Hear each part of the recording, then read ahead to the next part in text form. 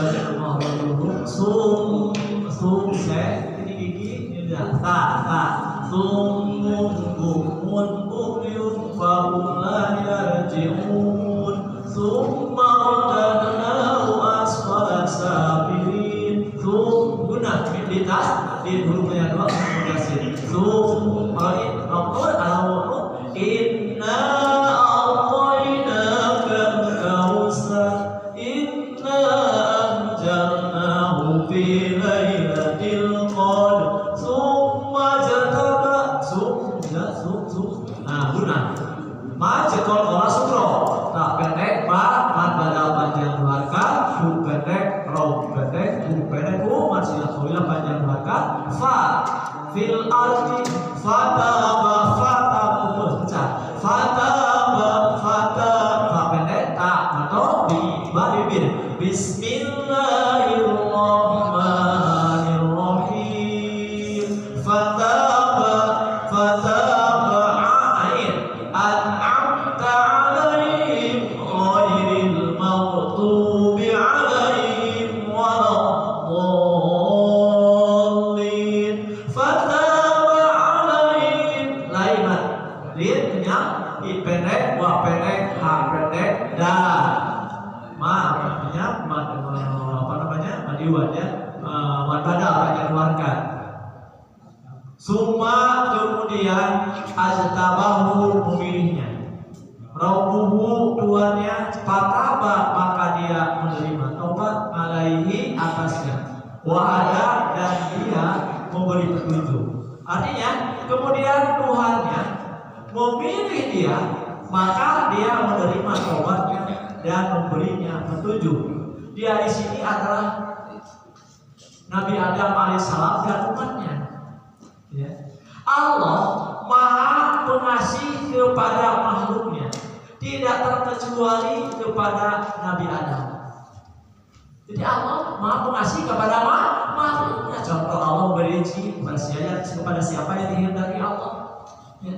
Allah menyempitkan rezeki kepada siapa yang Allah kehendaki begitu juga Allah maha pengasih kepada makhluknya tiada kecuali kepada Nabi Adam mesti dia telah melakukan kesalahan karena terbujuk setan ketika Nabi Adam berenjoy di surga dengan Siti Hawa karena setan ini melihat Nabi Adam berkedudukan di mana di surga karena setan sudah diusir oleh Allah ya ketika Nabi Adam Allah menyuruh pada semua makhluk bersujudlah kepada Adam semua makhluk bersujud illa iblis kecuali iblis sampai sekarang iblis tidak mau sujud tidak mau mengakui subhanallah kehebatan manusia akhirnya Allah melaknat iblis karena iblis tidak senang dimuliakan keturunan Nabi Adam sampai kepada kita berjanji Nabi iblis itu kepada Allah minta dipanjangkan umur minta menggoda Nabi Adam sampai akhir zaman diizinkan oleh Allah Subhanahu wa taala buktinya lihat ayat iblis itu ketika kita mau berbuat kebaikan sudah dihalang-halangi betul tidak? Contohlah ada sholat Allahu Akbar segala ingat sholat sholat udah ayat kebaikan dan merah kita subhanallah kita semua namun kemudian Tuhannya tetap memilih dia Nabi Adam sebagai khalifah ketika dia bertobat dan memohon ampun Rabbana dolamna anfusana wa illam taghfir lana wa tarhamna lanakunanna minal khasirin diterima tobatnya oleh Allah. Jadi istilahnya tukang bobo, tukang taruh, tukang nyiksiat kerja naruh, lamun eta bertobat jalan makan diterima ku Allah. Nah, eta subhanallah. Pamauran. Masuk nyiksiat kerja naruh tah. Subhanallah. Ka eta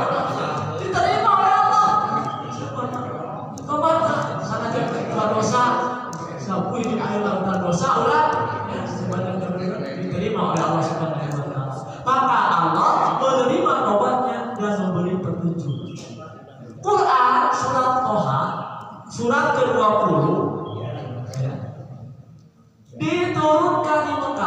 sebanyak 135 ayat. Nah, dibaca ayatnya ini tadi surat Toha. Jadi surat ke-20 diturunkan di Mekah sebanyak 135 ayat. Nama Toha diambil dari perkataan yang berasal dari ayat pertama. Toha, ayat Toha, ayat tanya. Sebagaimana yang lazim terdapat pada surat-surat memakai huruf-huruf abjad pada permulaannya seperti Yasin, Shod, itu yang lainnya. Nah, itu Allah. Di mana huruf-huruf tersebut seakan-akan merupakan pemberitahuan Allah kepada orang-orang yang membacanya bahwa sesudah huruf itu akan dikemukakan hal yang sangat penting diketahui. Demikian pula hanya dengan ayat-ayat yang terdapat sesudah huruf Toha. Dalam surat Toha Allah mengatakan bahwa Quran merupakan peringatan bagi manusia, wahyu dari Allah pencipta semesta alam. Kemudian Allah menerangkan kisah beberapa orang nabi, akibat-akibat yang telah ada akan dialami oleh orang-orang yang percaya kepada Allah dan orang-orang yang mengingkarinya baik di dunia maupun di akhirat. Allah mengatakan bahwa Al-Quran merupakan peringatan bagi manusia, wahyu dari Allah pencipta semesta alam. Kemudian Allah menerangkan kisah beberapa orang nabi, akibat-akibat yang telah ada akan dialami oleh orang-orang yang percaya kepada Allah dan orang-orang yang mengingkarinya baik di dunia maupun di akhirat. Di ayat yang keduanya serta ma nazzalna alaikal Qur'an, ma nazzalna alaikal Qur'an litasqa. Kami tidak menurunkan Al-Quran ini kepadamu Muhammad agar kau menjadi susah. Jadi Allah menurunkan Al-Quran ini kepada Nabi Muhammad dan umatnya tidak akan menjadi susah. Justru banyak membaca Al-Quran akan menambah hati kita, kalau kita menjadi tenang, tentram dengan dibacakan Al-Quranul Karim. Kata Allah, wahai Nabi Muhammad, kami yakni Allah melalui Jibril tidak menurunkan Al-Quran ini kepadamu agar kau menjadi susah, akibat ditolak dan dimusuhi kau atau dituntut untuk melaksanakan kewajiban di luar batas kemampuan. Dilanjutkan dengan ayat ketiganya, illa tadhkiratul liman yakhsha, melainkan sebagai peringatan bagi orang yang takut kepada Allah. Nah, Al-Quran ini sebagai peringatan bagi orang yang takut kepada Allah. Bagi orang yang tidak takut kepada Allah mah jongjon seperti binatang. Ya, orang takut kepada Allah, takut dalam azabnya, takut dalam siksanya. Subhanallah, takut kita disiksa di dalam kubur. Apa disiksa di dalam kubur? Ada siksa, ada nikmat kubur, ada siksa kubur. Yakin? Lamun binatang, makhluk yang lainnya, kecuali manusia tadi, tenang lah ya manusia tetap disiksa di dalam kubur. Ngajarin naudzubillah. Cuma sengaja Allah tidak diingatkan atau supaya manusia tidak ingat bahwa itu melupakan Allah, bahwa itu disiksa dalam kubur, dan jin manusia itu tidak mengetahui bahwa Allah telah menyiksa lewat malaikatnya di alam kubur. Subhanallah. Yakin nggak sih? Yakin? Gak mungkin keterangan di dalam Al-Quran kan? Kullu nafsin dha'iqatul maut, semua yang bernyawa pasti akan mati. Tidak. Nah, kullu nafsin dha'iqatul maut, semua yang bernyawa pasti akan mati. Yakin tidak? Gimana di alam dunia tidak akan mati? Akan mati, Pak. Menjadi permasalahan apa yang telah kita perbuat untuk bakal mati tersebut di alam kubur tersebut. Malaikat yang datangnya setelah 7 Mekah anu nalkirkeun anu bere wasiat selamat gitunya nasihat, mana muka siapa perkataan Anda Ma imamuka, ma kiblatuka, saat menjawab kumana waktu bisa. Nari dapat di HP, dari HP dalam umur mah. Kaya dapat akhirnya serta tertutup adina cina HP, mana buka siapa pada anda. Allah subhanahu wa taala imamuka siapa imamara Al-Quran Karim gitu ya. Teta, lalu ayatnya tidak patut apa. Tak tergantung orang. Nah, setiap hari orang dekat kepada Allah subhanahu wa taala. Di ayat yang keempatnya di surat Tanzilu mimman khalaqal arda was samawati wal diturunkan dari Allah yang menciptakan bumi dan langit yang tinggi. Al-Quran diturunkan dari Allah yang menciptakan langit dan bumi yang maha tinggi. Bukan main-main, bukan bahasa Nabi Muhammad Al-Quran teh, bukan bahasa orang Arab Al-Quran teh, tapi justru Al-Quran diturunkan dari langit yang menciptakan langit dan bumi dari Allah kepada Nabi Muhammad SAW. Dilanjutkan dengan ayat kelimanya, Ar-Rahmanu 'alal 'arsy istawa, yaitu yang Maha Pengasih yang bersemayam di atas aras. Tuhan yang menurunkan Al-Quran ini adalah yang Maha Pengasih terhadap semua makhluk tanpa terkecuali, yang bersemayam di atas aras untuk mengatur semua urusan makhluknya.